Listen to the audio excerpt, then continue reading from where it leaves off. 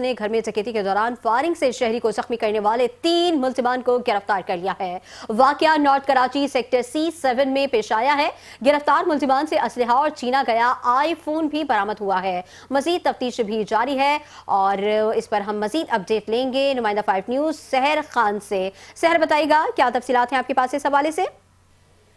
جی بالکل شہزادی، نارتھ کراچی کے علاقے سیکٹر 7C میں گھر کی ڈکیتی کا جو کیس ہے وہ سر سید پولیس نے جو ہے حل کر لیا ہے۔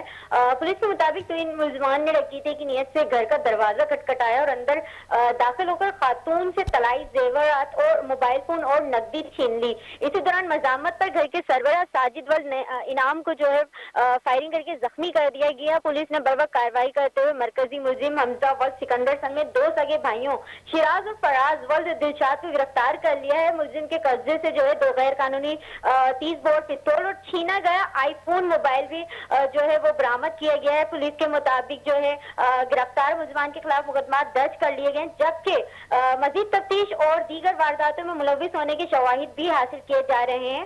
مزید اس حوالے سے بتاتی جاؤں کہ جو زخمی ہیں ان کو عباسی شہید اسپتال منتقل کر دیا گیا ہے، جن کے خطرے کی حالت باہر ہے۔ جی بہت شکریہ سحر خان، میں تفصیلات سے آگاہ کر رہی تھی۔